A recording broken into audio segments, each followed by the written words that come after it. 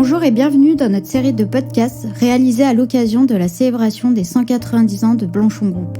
Un espace de discussion et d'échange dédié à l'innovation, à la recherche technologique et au développement durable.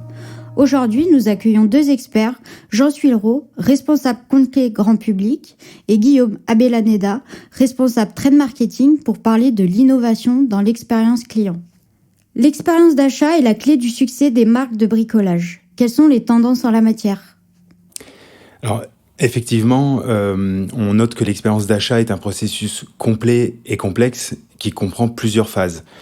Pour une marque de bricolage en général, il est effectivement déterminant de comprendre les besoins du consommateur, d'analyser les différents comportements d'achat. Et il est important de noter que c'est particulièrement vrai dans le cadre d'un projet de bricolage. En effet, au-delà d'un résultat technique et d'une réponse précise à un besoin consommateur, le consommateur, l'habitant, va chercher à trouver une solution inspirante qui soit esthétique et décorative. C'est particulièrement vrai pour nos produits, peintures innovantes et vernis techniques. Le consommateur sera également attentif à la facilité de mise en œuvre, à la garantie de résultat et d'une manière plus récente, à la dimension éco-responsable de la solution qui sera retenue.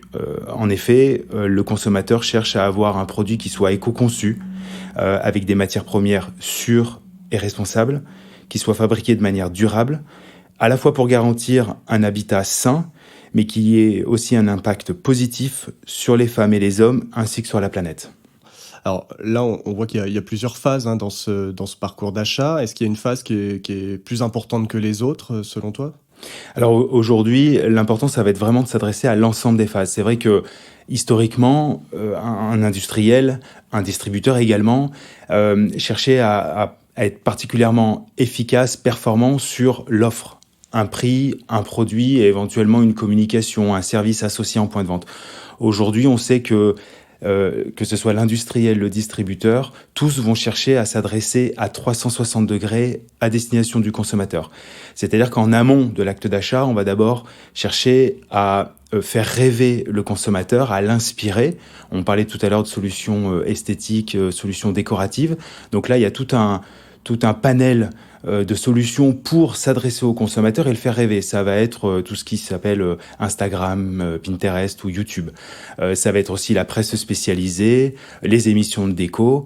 Et là, que ce soit l'industriel ou le distributeur, encore une fois, chacun va chercher à s'adresser directement au consommateur pour lui faire connaître les différentes solutions techniques, mais aussi décoratives et inspirantes.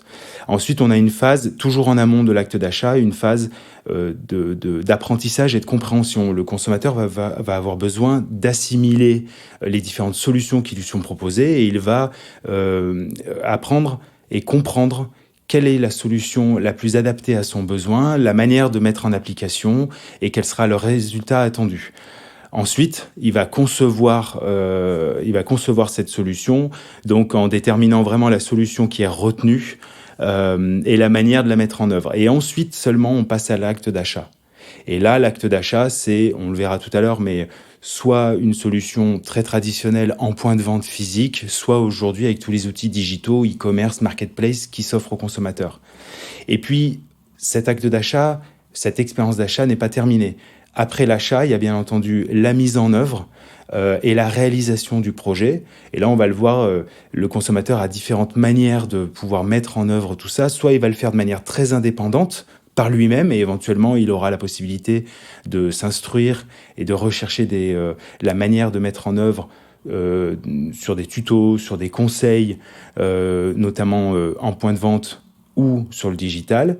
Et puis après, il peut aussi décider de le faire de manière plus accompagnée avec, par exemple, des cours de bricolage qui peuvent être dispensés en point de vente ou par d'autres professionnels qui proposent ce type de service. Et puis après, pour le consommateur, c'est aussi la possibilité de choisir une solution totalement sous-traitée auprès d'un artisan.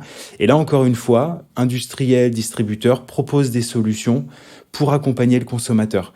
Ça va être des applications de mise en relation avec des artisans, tout simplement des carnets d'adresses, des interfaces techniques pour mettre en adéquation un besoin et un artisan. Et puis ensuite, une fois que le projet est réalisé, a été mis en œuvre, et bien entendu, le consommateur va habiter au sein de cette mise en œuvre, va la côtoyer dans son quotidien. Et là, c'est vraiment la fin de l'acte de l'expérience d'achat, puisque le consommateur va être capable aussi de qualifier, d'évaluer, notamment au travers des avis consommateurs, la solution qui a été retenue. Et toi, Guillaume, est-ce que tu peux nous dire concrètement la manière d'intégrer ces différentes phases dans la communication magasin ? De la même manière, on va partir du consommateur. Donc, si je reprends un petit peu là ce que tu viens de nous expliquer, on a un consommateur qui est connecté, qui est omnicanal et qui recherche des solutions adaptées à son besoin. Alors, à partir de ça, on doit lui fournir des idées, de l'inspiration, on doit lui permettre de découvrir des choses et de se projeter. Donc, en conséquence, le distributeur doit proposer des espaces attractifs qui suscitent l'intérêt, la curiosité, et permettent de proposer des solutions performantes à ses clients. Et là, c'est tout l'enjeu de la communication magasin et des marques de bricolage, qui doivent développer en collaboration avec les distributeurs des expériences d'achat permettant aux consommateurs de se projeter, de s'inspirer et de trouver la solution performante adaptée à son besoin. Alors, pour répondre à cette tendance de fond au sein du groupe Blanchon, on s'oriente vers plusieurs choses. Les nouvelles technologies, on recherche des nouveaux matériaux, de la matérialité, qui vont nous permettre de construire les aides au choix 2022, les aides au choix de PLV 2.0. Alors on a plusieurs déploiements en cours, on a plusieurs tests qu'on lance avec nos partenaires distributeurs aujourd'hui autour de parcours clients Web to Store, Store to Web. C'est vraiment le digital qui arrive dans le magasin ou le magasin qui va vers le digital, donc une connexion à 360, comme tu l'expliquais. Mais on met aussi en place des tests sur des bornes digitales d'aide au choix ou des supports magasins expérientiels qui vont permettre aux consommateurs d'expérimenter les produits, de les tester par eux-mêmes pour trouver le produit qui correspond à leurs besoins et à leur savoir-faire. Comme vous l'avez dit, le digital est essentiel dans ce secteur. Alors, comment innover en stratégie de vente multicanal ? Alors, en effet, en termes de digital, on estime déjà qu'à peu près un consommateur sur deux débute son acte d'achat, son expérience, sur le digital. C'est-à-dire qu'il va débuter son expérience par une recherche, on l'a vu tout à l'heure, s'inspirer, découvrir et apprendre. 1 sur 2, c'est déterminant. Ça veut dire que industriels, distributeurs doivent absolument être présents sur le digital et avoir une stratégie multicanal. Déjà, dans le jargon du digital, on a l'habitude de parler data. La data, c'est la donnée. Pour un consommateur, il va être déterminant de trouver toute la donnée afférente à un produit afin qu'il comprenne précisément le produit dont il est question et sa mise en œuvre ensuite. Donc en termes de données, on va bien entendu retrouver une description produit fiable et précise. On va avoir des photos, des vidéos plutôt généralistes, des tutos plutôt sur la partie mise en œuvre, et aussi toute la partie avis consommateurs. Les avis consommateurs aujourd'hui sont déterminants. Ce sont les expériences des précédents consommateurs qui viennent enrichir l'expérience d'achat d'un nouveau consommateur. Alors, un avis consommateur, c'est l'évaluation directe d'un produit, mais c'est aussi toutes sortes de conseils, suggestions, des mises en application qui sont transmis par les consommateurs précédents. En termes de digital, on va trouver aujourd'hui différentes manières pour un industriel, pour un distributeur, de s'adresser aux consommateurs. On a déjà les pure players. On retrouve des acteurs comme Amazon, ManoMano, qui vont donc s'adresser uniquement sur le digital auprès du consommateur. En parallèle, nous avons les grandes surfaces de bricolage, avec leur réseau traditionnel de points de vente, qui font émerger progressivement et très rapidement des solutions de e-commerce pour venir concurrencer ces pure players dont nous avons parlé précédemment. Et ça, Jean, ça représente quelle part du chiffre d'affaires aujourd'hui, ces pure players et ces distributeurs qui vendent sur Internet ? Alors, pour répondre à ta question, Guillaume, on estime à peu près à aujourd'hui 11% la part de marché des pure players en 2021, auquel il convient de rajouter la part de marché du e-commerce pour les distributeurs traditionnels grandes surfaces de bricolage d'environ 4%. Si on cumule les deux, on obtient à peu près 15% de part de marché pour l'acte d'achat digital. Généralement, on oppose le digital et le physique. Le physique, c'est le point de vente. Et ben en fait, le digital, il est aussi clé au sein du point de vente. Le digital est vraiment partie prenante dans la réflexion des outils. Alors, d'abord parce que, comme on l'a vu précédemment, notre consommateur, il est ultra connecté, il est omnicanal et il a acquis des habitudes. Mais ensuite, le digital, c'est surtout des outils très puissants qui permettent d'augmenter l'expérience du consommateur en magasin. Alors, l'augmenter, c'est ce que tu disais, c'est un accès à la donnée, à des bases d'informations illimitées via le web. C'est-à-dire qu'en magasin, on va lui permettre, via des QR codes, via différents moyens, d'accéder à de l'information complémentaire sur le web.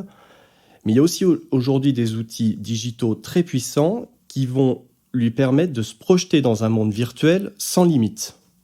Est-ce que tu peux nous expliquer du coup concrètement comment est-ce qu'on met en œuvre ces différentes actions en magasin ? Alors, tu vois, en 2022, par exemple, on a développé au sein du groupe Blanchon un événement magasin innovant et qui intégrait largement les nouvelles technologies digitales. Cet événement, il a pour objectif de mieux faire connaître et comprendre les produits biosourcés.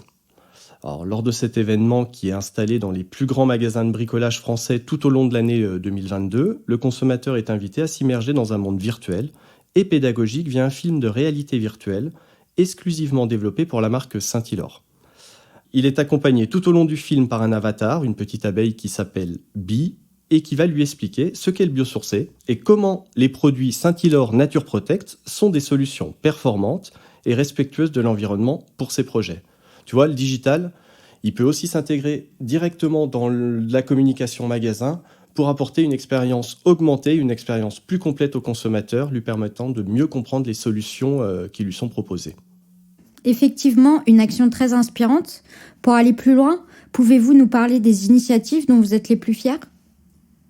Alors très clairement, l'initiative dont le groupe est certainement le plus fier au cours des dernières années, c'est l'innovation majeure Nature Protect. Nature Protect est une gamme biosourcée qui s'est attachée à répondre, alors bien entendu, aux besoins primaires qui sont attendus par le consommateur, c'est-à-dire une garantie de résultat, une fonction, une applicabilité, mais aussi aux besoins secondaires attendus actuellement par les consommateurs, c'est-à-dire éco-conception, éco-responsabilité. Aujourd'hui, le consommateur est attaché à répondre à la fois à ses besoins primaires, mais aussi secondaires. La dimension éco-responsable, la dimension éco-conception est déterminante aujourd'hui dans l'acte d'achat de nombreux consommateurs.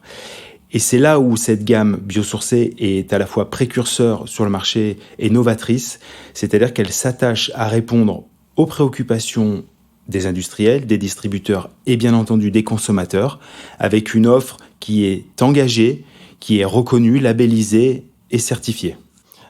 Et alors, justement, là, tu parles d'une offre labellisée, certifiée. Est-ce qu'il y a des organismes qui ont justement certifié cette gamme, des organismes extérieurs au groupe Blanchon ? Alors oui, bien entendu, je parlais d'une offre biosourcée.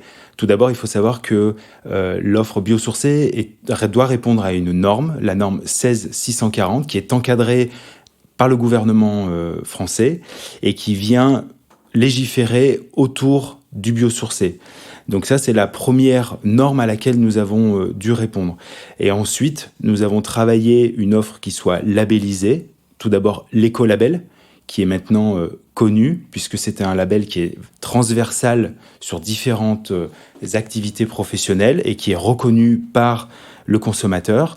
Nous avons aussi d'autres certifications comme l'AFPRAL et plus récemment Solar Impulse, qui est un label indépendant et international délivré par la Fondation Solar Impulse et qui vient reconnaître l'impact positif de notre offre sur l'environnement, mais aussi sur les femmes et les hommes qui seront au contact de cette solution. D'accord, donc on est sur une véritable innovation, à la fois des produits performants qui répondent aux besoins du consommateur et des produits qui s'inscrivent dans une protection de la planète et de l'être humain dans sa globalité avec Nature Protect. Alors, moi, l'initiative, j'ai envie de dire, dont on est la plus fière au niveau communication magasin, elle est aussi autour de cette gamme Nature Protect. Lorsqu'on lance une innovation telle que cette gamme, il y a plusieurs enjeux à prendre en compte pour qu'elle puisse performer en magasin. Le premier, c'est de développer sa notoriété pour la faire connaître. Le deuxième enjeu, ça va être de l'expliquer aux consommateurs pour qu'ils comprennent quelle est l'offre de valeur de la gamme, ce qu'elle propose. Et puis le troisième point, j'ai envie de dire le plus important, va être de vendre la gamme. Et ça va être de motiver l'acheteur à faire le choix de cette gamme, de gamme classique, de passer sur des gammes biosourcées. Alors l'initiative qu'on a eue à partir de là, et en partant de ce postulat, ça a été de développer un parcours client biosourcé pour l'ensemble des magasins de bricolage qui vise à accompagner le consommateur tout au long de son parcours d'achat, de son entrée dans le magasin jusqu'à son choix en rayon. Alors, on l'a vu précédemment, dans son entrée en magasin, on a un événement très innovant via la réalité virtuelle, mais ensuite on va l'accompagner dans le magasin via différents supports de communication, éco-responsables bien sûr, et jusqu'au rayon où on va l'aider à faire son choix via des bornes tactiles qui vont lui permettre d'accéder à des informations digitales, des informations complètes sur les produits, le rassurer sur la performance du produit et bien sûr mettre aussi en avant toutes ces certifications extérieures. Donc on est sur un parcours à 360, un parcours à la fois digital et physique qui va lui permettre d'accéder à l'ensemble des informations pour faire le bon choix et trouver la solution qui correspond à son besoin. Guillaume, est-ce que tu peux revenir et nous préciser la manière dont tu t'adresses tout au long de l'acte d'achat du consommateur ? Alors, ce parcours client biosourcé, en fait, va permettre de multiplier les points de contact avec le consommateur tout au long de son parcours d'achat. Alors, il commence très logiquement sur la partie digitale, avec la recherche Internet qui va lui permettre d'accéder à l'information, de découvrir l'existence d'une gamme. Alors, via le web, c'est nos sites dédiés Saint-Hilor, les réseaux sociaux, une application très novatrice qu'on va retrouver sur nos sites Saint-Hilor avec un jeu qui va permettre, en fait, via le jeu, d'apporter de la pédagogie et de faire connaître la gamme. Et puis ensuite, on va aller vers le point de vente. Et en point de vente, on va rentrer dans ce point de vente avec l'animation, ce qu'on a vu précédemment. Donc, on va se retrouver immergé dans une réalité virtuelle qui va avoir des vertus à la fois pédagogiques, techniques, et qui va finir par la solution qui correspond à mon projet. Et puis ensuite, on est accompagné jusqu'au rayon. Alors, on est accompagné, on va retrouver différents points de contact dans le magasin avec des totems bien sûr réalisés avec des matériaux éco-responsables pour garder vraiment le même positionnement que la gamme. Sur ces totems, on a effectivement des informations qui sont imprimées, mais on a aussi des QR codes qui nous permettent d'aller directement sur le site web, rechercher l'information dont on a besoin, des précisions sur ce qu'est le biosourcé, donc qui vont augmenter l'expérience pour le consommateur.